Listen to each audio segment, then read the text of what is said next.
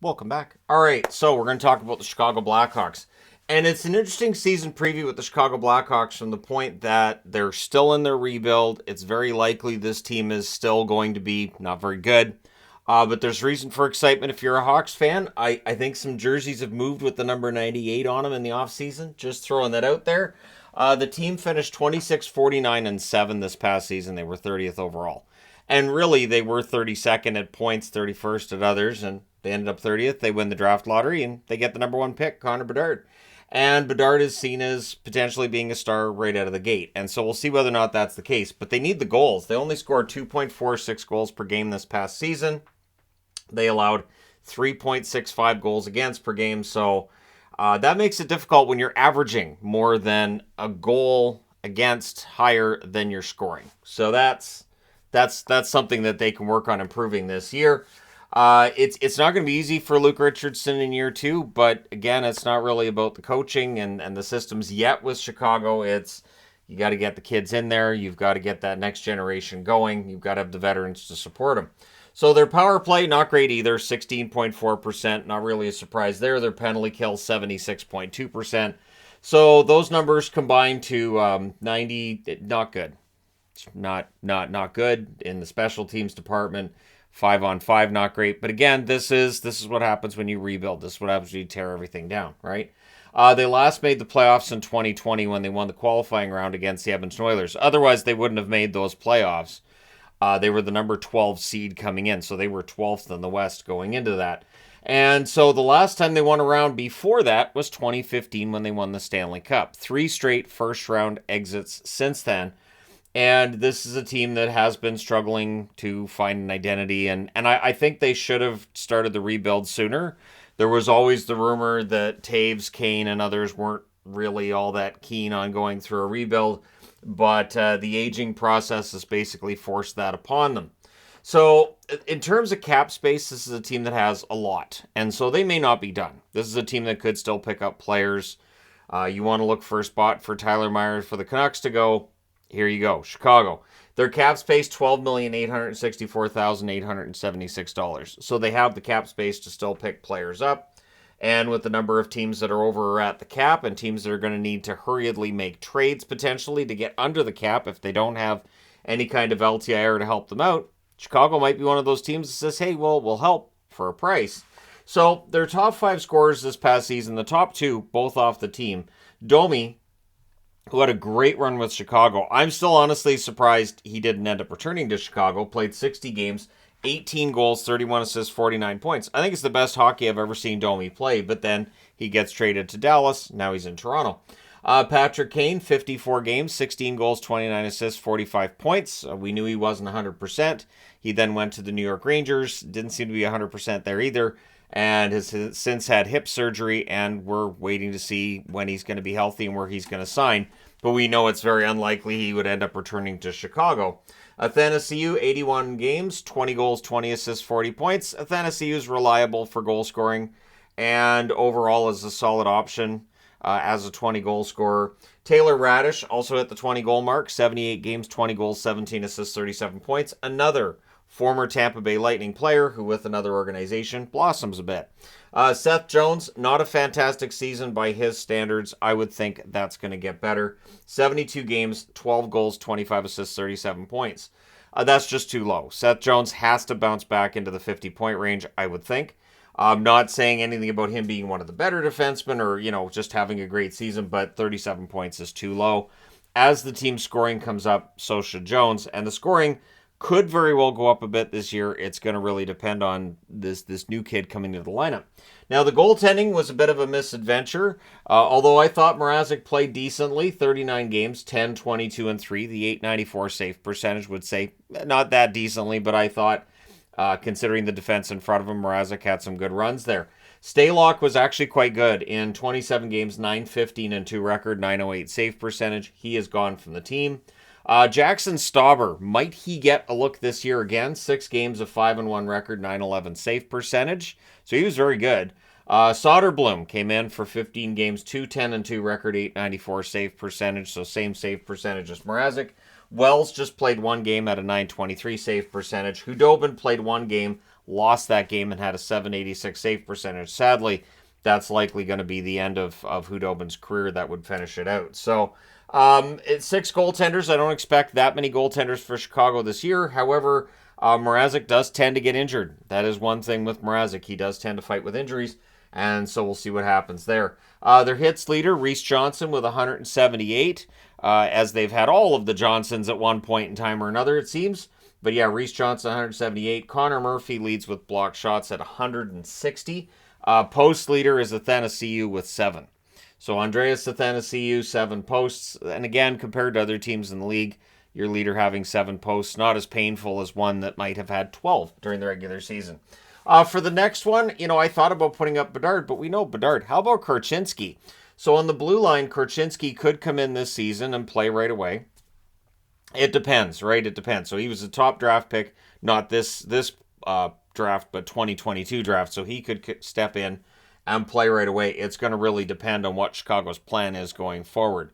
Do you want to throw a bunch of rookies on the ice? Do you want to get your key guys out there? Do you want to make sure they're 100% ready to go before you throw them in? So we'll see with Korchinski, but he does project to be an excellent defenseman in the National Hockey League. Lukas Reichel is the one I'm picking as a fantasy sleeper. If Reichel ends up playing with Bedard, there's going to be some points for Lukas Reichel, right? And their MVP, and I went in a little bit of a different direction with this, Taylor Hall. Why? They're bringing in Taylor Hall to shepherd Connor Bedard through his acclimation into the NHL. Hall was a number 1 draft pick himself. He understands the pressure. He understands the expectations.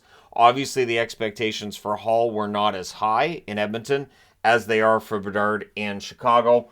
But still, Hall is a good pickup. So I think the MVP candidate here for me is the guy who is being counted on to step in as a veteran now and help bring this kid into the NHL and make it as painless for him as possible. Now their schedule, October's not very friendly to them. 7 of their 9 games in October on the road. I don't think Chicago's going to be above the playoff line this year at any stage, and having 7 of their first 9 on the road will definitely make that more difficult. Now the Channel, not really sold on the idea that they're going to get much better. 1%, I'm guessing all Hawks fans voted first or second, or just people who like to mess with polls. You're going to have that. Honestly, I haven't refreshed the polls since I started doing the season previews because I'm like, nope, I'm just going to go with what the polls were when I got home. 4% of the Channel's vote went to 3rd or 4th place for the Chicago Blackhawks. So 5% believe that the Hawks can get into the top 4. Now, the Central is not the beast that it once was, but I don't think they're going to be top 4. 27% believe they can be 5th or 6th. That would require the rookies to hit and the goaltending to improve, the defense to improve.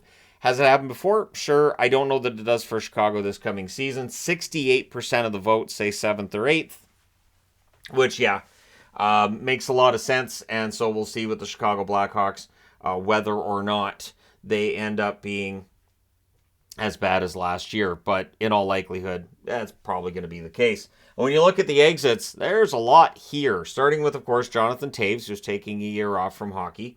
The feeling seems to be, though, that if he does return next season, it likely won't be to the Chicago Blackhawks. Stalock has exited, as mentioned before. Stalock gave them good goaltending, and I hope he continues to provide good goaltending in the NHL. Jujhar Khaira, who is still a UFA at this time. Caleb Jones, also still a UFA at this time. Englund is gone. Bjork is gone. Mitchell traded to the Boston Bruins. Buddy Robinson is gone. Austin Wagner, Khudobin, who just played the 1 game, and Regula was also traded to the Boston Bruins. So that's a lot of players gone. Not a lot of them are key guys, but it's a lot of players with NHL experience. The additions, not a ton.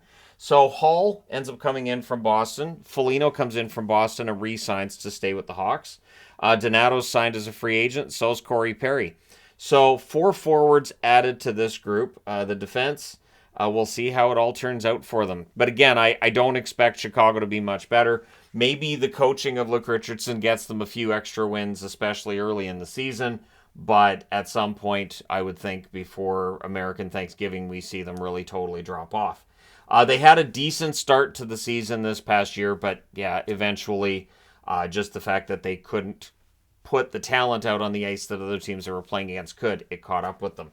So one thing to keep in mind with this team, because they're very likely to still be going through the rebuild process this season, look at UFAs. So some key UFAs for them.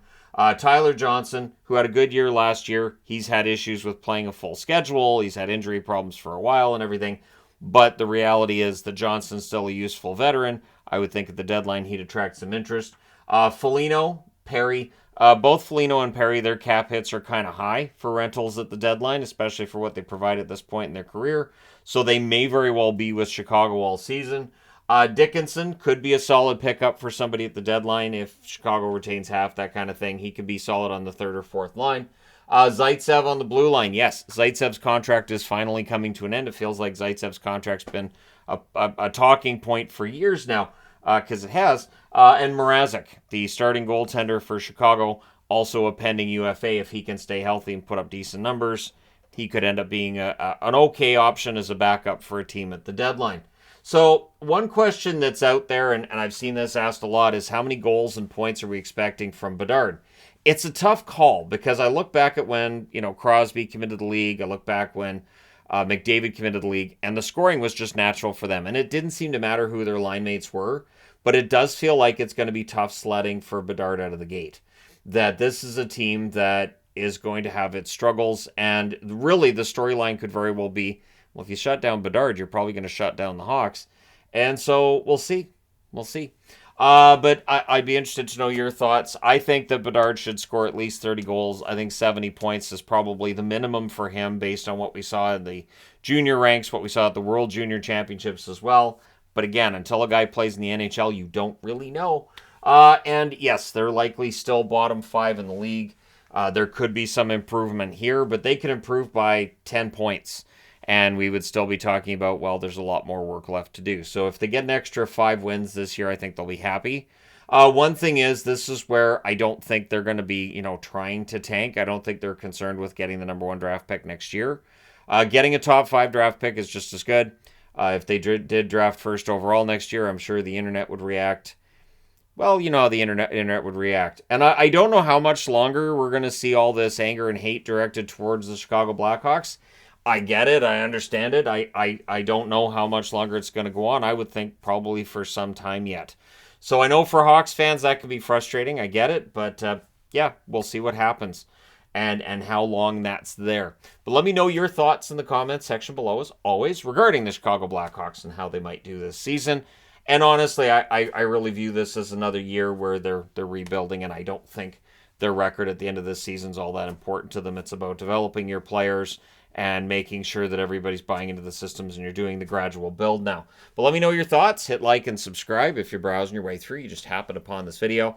Thank you guys so much for watching, for all your support. I will talk to you again soon.